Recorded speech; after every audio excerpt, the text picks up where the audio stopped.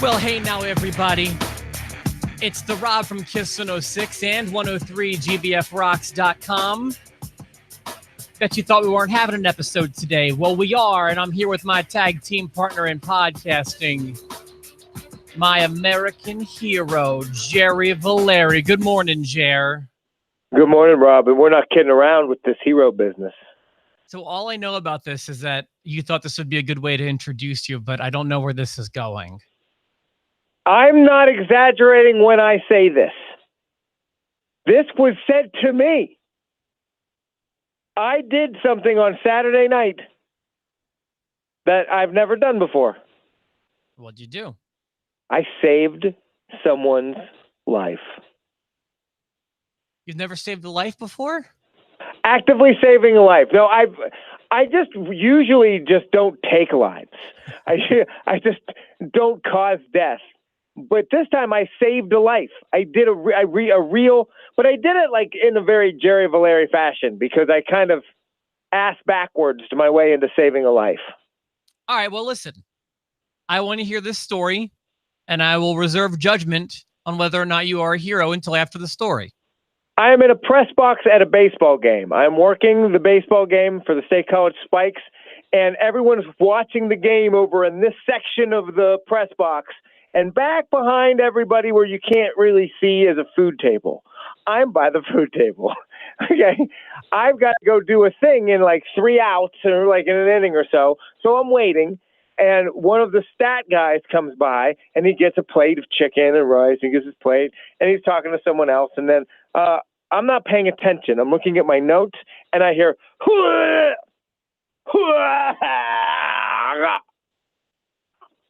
And then it gets quack, silent. Quack. It gets silent, and I look, and I can see. I was ready to make fun of him, and I can see he's for real panicked, going like this, doing the international "I'm choking to death" sign. No one else is around. You mean to tell me it's not this? It's not. I mean, a real guy. This is. I wanted to be like, is this a work? Are you working me, pal? And he's choking to death in front of me, like he can't breathe. He's not making any noise. He comes like stumbling my way, and I turn him around, and now I'm about to do the Heimlich maneuver. Here's a fun fact: I don't know it. Okay. I don't know the Heimlich. I mean, I've seen movies. Sure. I have the gist, and I go around him like this, and I got it like right here. I'm like, it's got to go under the ribs, right? It feels like it's supposed to go under the rib cage. I mean, I'm panicking. He's dying for real, and I get around, and you can hear him like, and he's and I'm just cranking on him. Jared, you got to give the old BFing before you give him that pump handle slam. I got to give this before I pump handle. So he grabs my hand and he moves it up. He knows. This guy knows the Heimlich. I don't. So he takes my hand and he puts it here and I go, boom.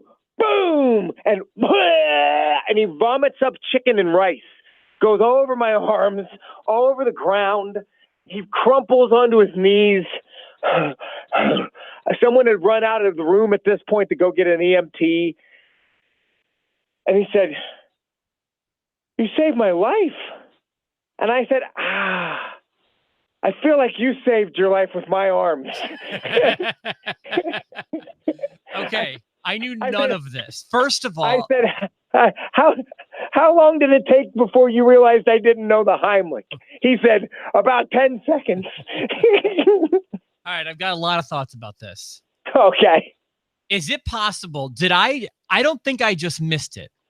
Did you not post about this on social media? I haven't talked about this at all. I don't want to embarrass the guy. Jared, I may talk about it on the air tomorrow, but that is a lesson that should be learned, because why do you have to congratulate yourself? Right. Jer? Although I did just start the podcast out by joking around about it, but I don't think it'll come back to him. No, this is different. This is not you looking for praise. This is you telling a story about your weekend the way you always start the podcast. You're not looking for likes. No. But without a doubt, Jerry, you saved the guy's life and are a hero. I appreciate that. I didn't know the Heimlich. Like, if he didn't know the Heimlich and I didn't know the Heimlich, I think he would have died there. Yeah, he might have. But I wasn't going to let that. I wasn't going to let that happen. Like, I was going to squeeze him till he either shit himself. I mean, pooped himself. Sorry. Sorry. I take back everything I said about you being a hero. I was just going to squeeze him until something came out. I'm so sorry. Happy birthday to that guy who choked on chicken and rice. You are a hero. That was all. You sprang to action. Yes. You didn't think twice. You just squeezed.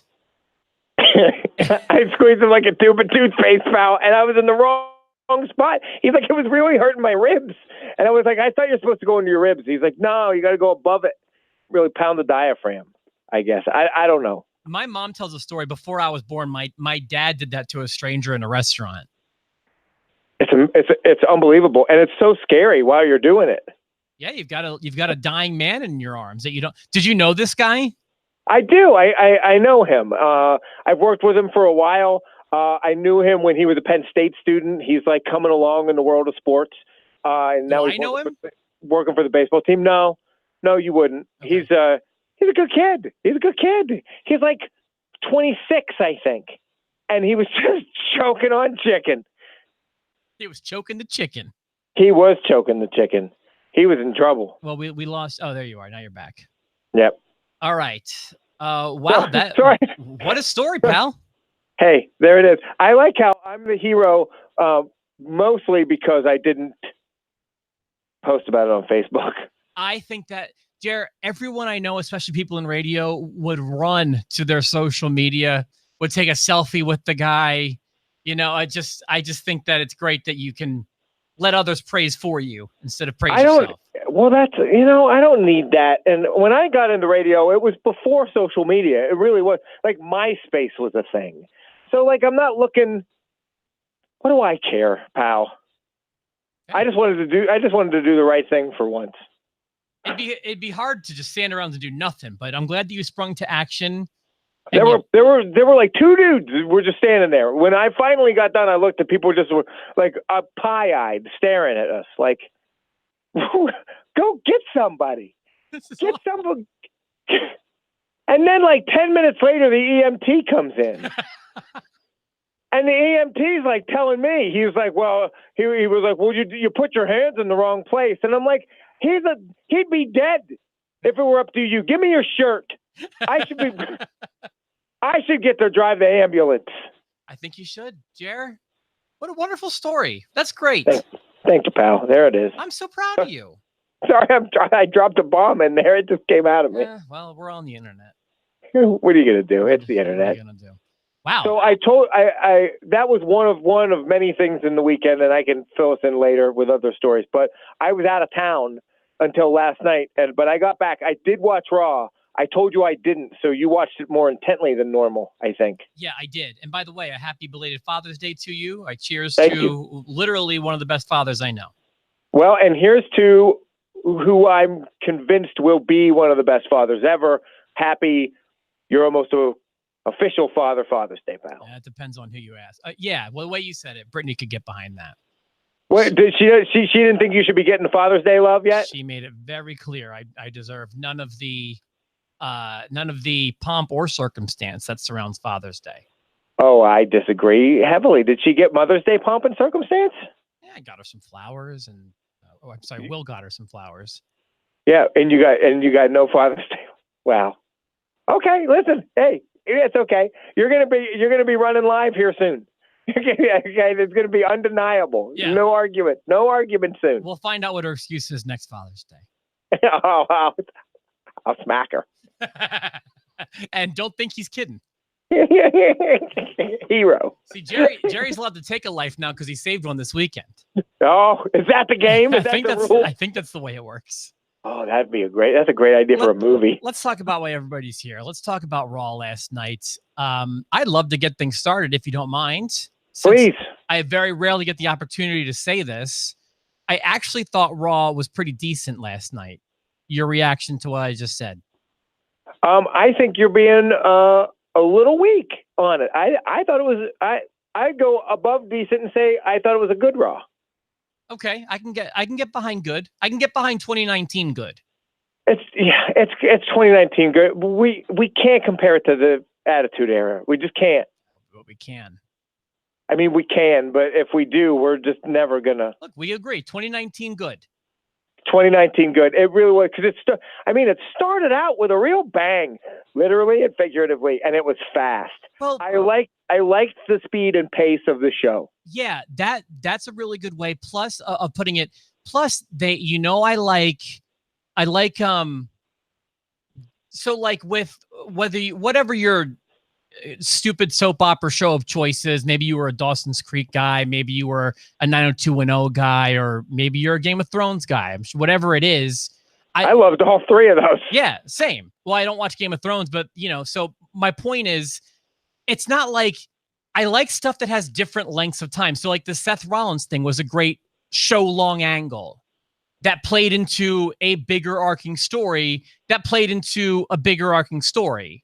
Like that's what I'm appreciating about this. You've got, he's not feuding with Eric Young and Elias and EC3. That's to get to Baron Corbin, which is to get, I think, to Shane or wherever we're trying to get to above that. Like it's long-term planning done right to me. And it's the chair that was set up with the beating he took from Brock Lesnar. Yeah. It all comes around to the Money in the Bank, and that's the moment Seth Rollins snapped. Then he beat Brock Lesnar senseless in Saudi Arabia with the chair, and now the chair seems to be his sledgehammer, and I don't mind it one bit. Like he's taking people. What I liked about it was WWE has gotten so formulaic and so predictable that when it says, ladies and gentlemen, Elias, my brain and body were prepared for 6 to 7 minutes of Elias, and then someone coming out and interrupting Elias, because that's what happens. And instead, we got 2 minutes of Elias and a chair shot out of nowhere. And I was like, okay, hey, I love a surprise. Yeah, and it all made sense. Like it was just a really good thread throughout the whole show, in my opinion.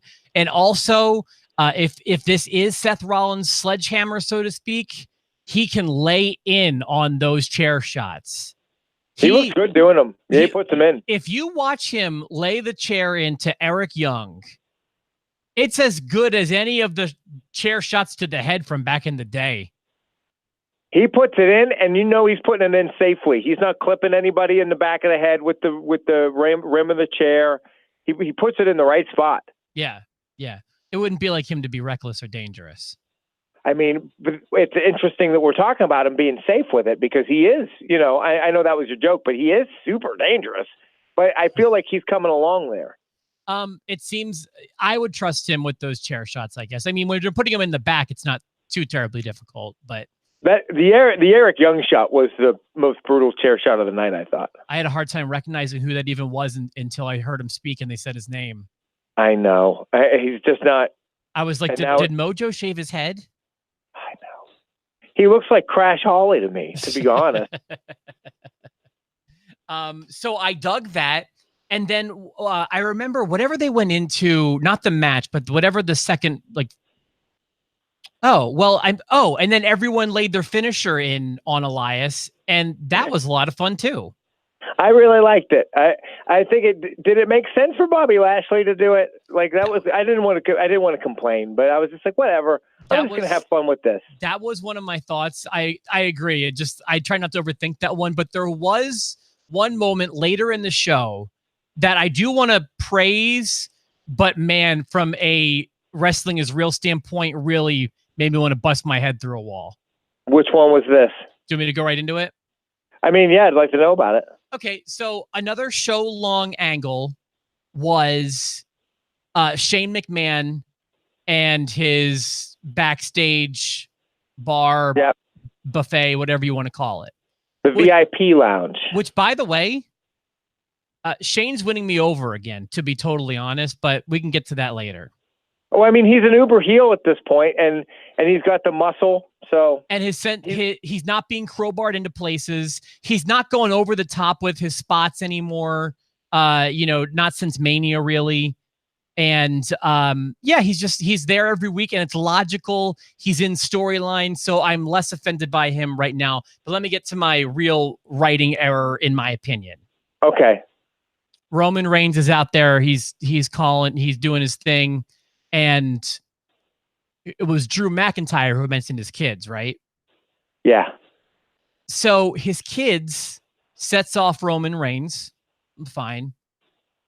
So he runs to the back. He lays out the revival. So far, so good. He puts Drew McIntyre through a table. The minute I saw the food on the table in the first segment, I was like, someone's going through that table. And he chases Shane McMahon back to the ring, and I believe he got his hands on him, if I'm not mistaken. He sure did. Yeah, he beat him up.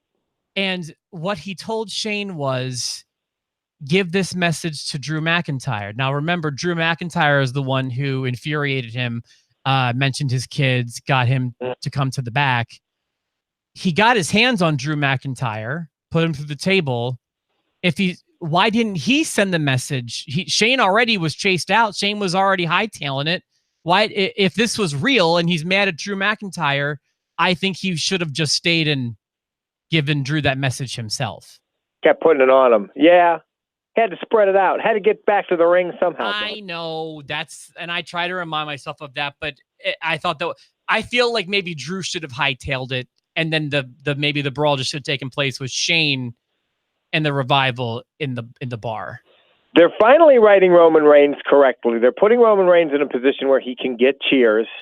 And I think they're writing Shane McMahon correctly as well here, because the Shane McMahon you and I were sick of was face in the middle, like tweener Shane that would like do some heel things, but also anytime the women were involved, he was like there. SmackDown general manager Shane. Like, I didn't like that at all. But look, a real way to make someone jump the shark for me is once they reach quote unquote crowbar status. Undertaker, Triple H, they've got it where they can just appear somewhere without reason and it makes sense. And I don't like that. And I don't like that. Shane somehow got that hero treatment when he didn't give anyone a Heimlich maneuver at the Spikes game. Yeah. You know what I mean, though? Right. I 100%. So I'm getting more and more on board with Shane McMahon because I think right now he's the best heel they have. Well, and his work at Super Showdown was good. Like, I love that shot of him, like, I hate to keep using the word heroically, but like when Drew McIntyre has him on his shoulders, they've shown it several times. And it's just like he just overcame a war at Super Showdown, which, I mean, in a way he did, but he took the coward's way out. And it's just, you look at that shot and it looks like a hero being hoisted after just winning the Stanley Cup or whatever. Absolutely. And that's not what happened. And I agree. While I don't want to call him one of my favorites, Shane's doing a great job and he's not offensive to me at this point. I agree with that. I do. So far, I agree with everything you're saying. I thought one of the weaker parts of the show involved the women, and it was like anytime the women, like the Alexa Bliss stuff, not good. But I also think the Becky Lynch and Lacey Evans, as much as I like both of them, I think that we're kind of limping towards this pay-per-view for these two. Well, yeah. I mean, I almost feel like you can say that about everything with this pay-per-view because the pay-per-views had a 2-week build, and that's all we're going to have. And I will say that my interest in this show is small, but that's because the build has been small. Yeah, although to play devil's advocate, the build, a lot of these feuds are continuations. We talked about this last week a little bit. So while the pay-per-view itself is only 2 weeks built, we built some of these feuds leading up to the Super Showdown. Sure, but it's not like it was for previous pay-per-views. Right. My expectations are lower than they've been for a pay-per-view in a while. And I do want to say 2019 has been good for pay-per-views, in my opinion. It's been a great year going back to December. I like what they did with the writing.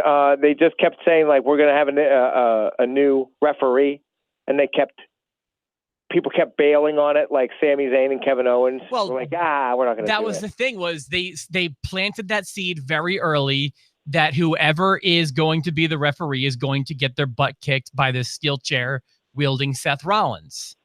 And that wound up paying off. And they gave us a nice little tease for Sunday. And I'm super interested on whether or not we've got a special referee Brock Lesnar. I think it's going to be Brock too. I kind of was waiting at the very end of Raw for Brock to come out in a ref shirt. I think that they are pacing his appearances. He's been on, I'll remind everyone, literally every week since Money in the Bank. Except the last two. Since Saudi Arabia, he hasn't been on, but Paul's been there. Okay, but the Saudi Arabia week, he got 2, and this week ends on Sunday, if you ask me. So okay. I'm gonna give him credit still. If he appears on Sunday, it's still every week, in my opinion. So everyone can back TF up with with the Brock stuff, because I think he's such an asset, and everyone watching hates him. I hate his guts. I know you do. Why? I hate his guts. I'm sick of him.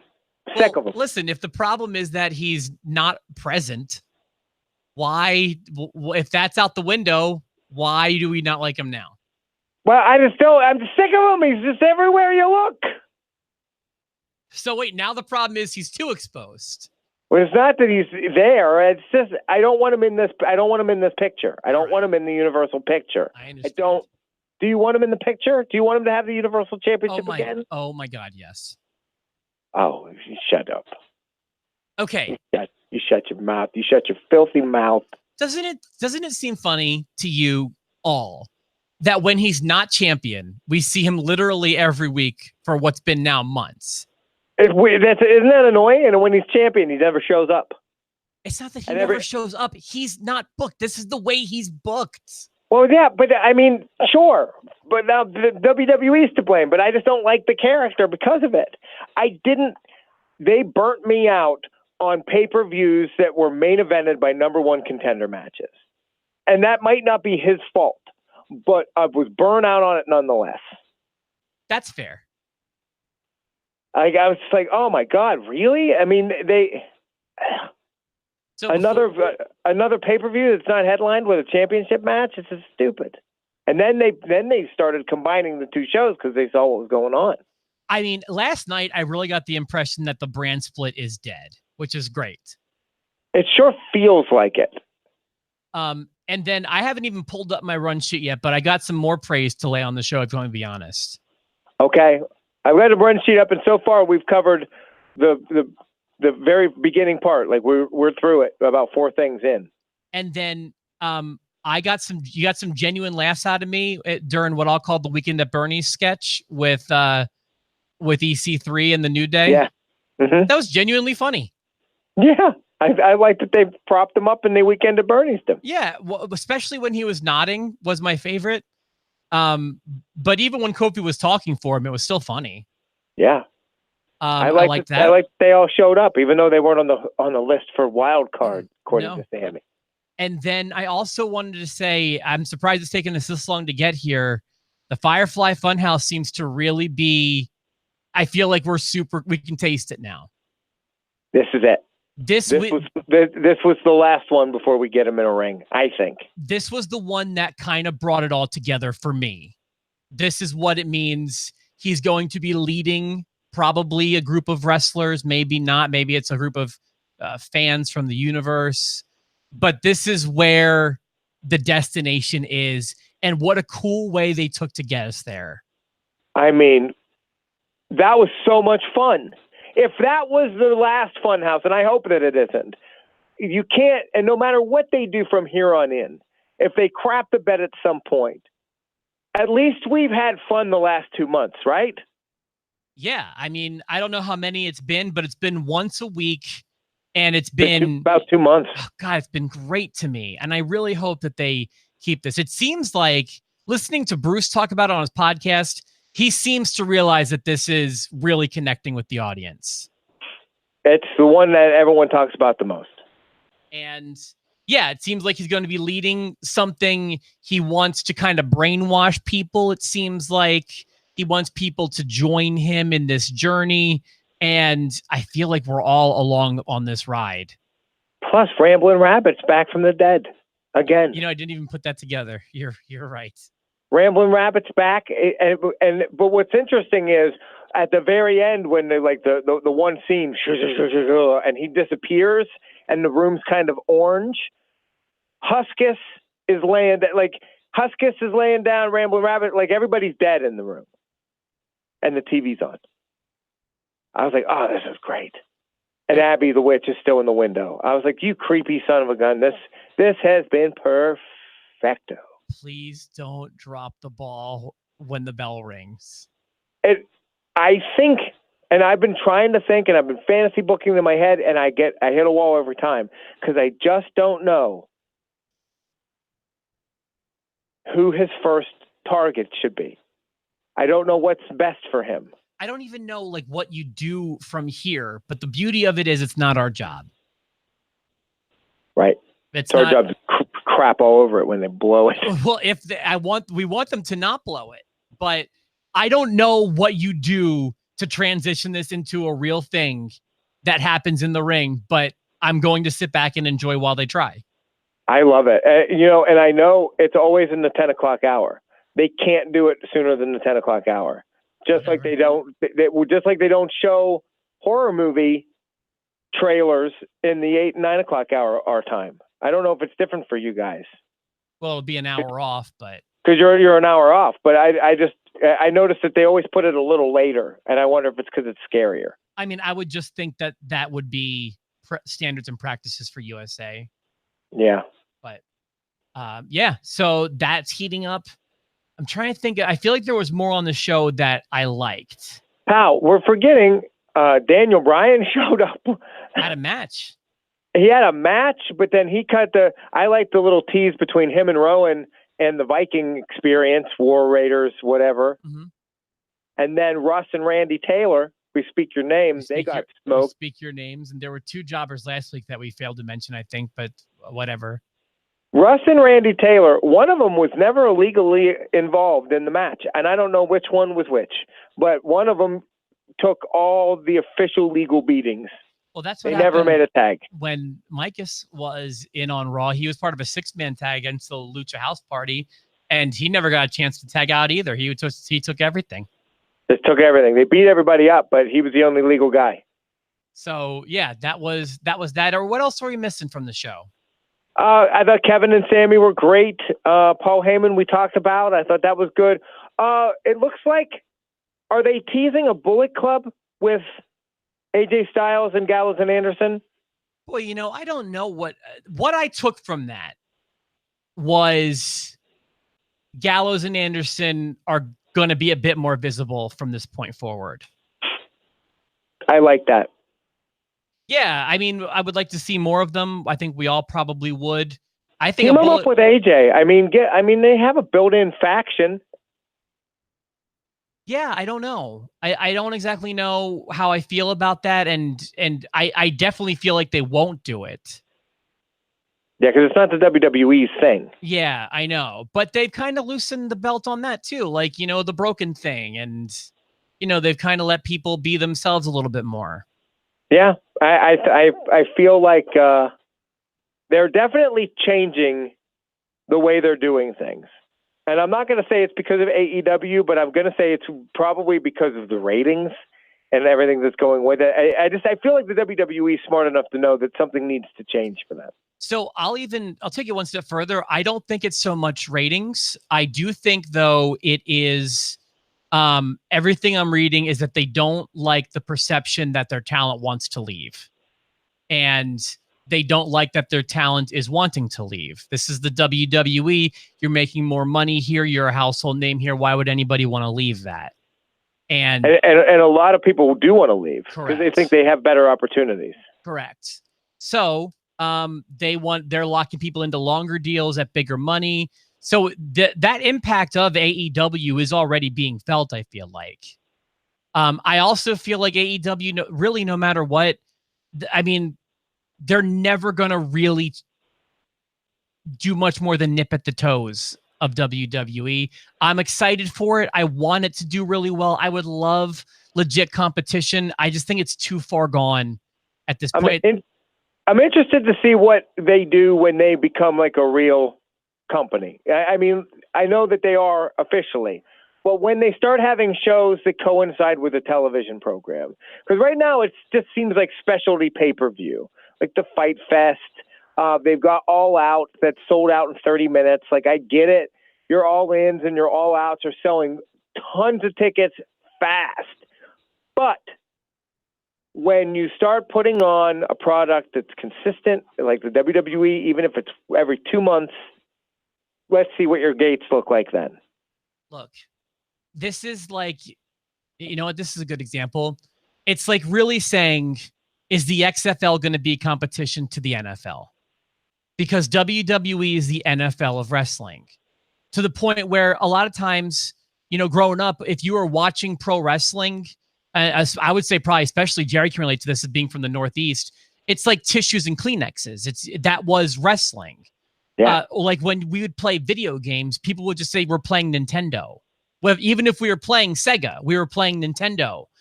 Even if you were watching something different, you were watching WWF, because that's what. No one asks for ketchup; they ask for Heinz. Yeah, or whatever the thing is. It's like I feel like the WWE is the NFL of wrestling, and you're at best you're going to play for number 2. Yeah. So, which they seem to be doing very well. We'll see. Anything else before we wrap things up? I thought it was good. I like that it ended with Baron Corbin standing over Seth Rollins holding up the championship belt. I feel like that's the easiest of all the matches at Stomping Ground to predict. Did you need that tell at the end?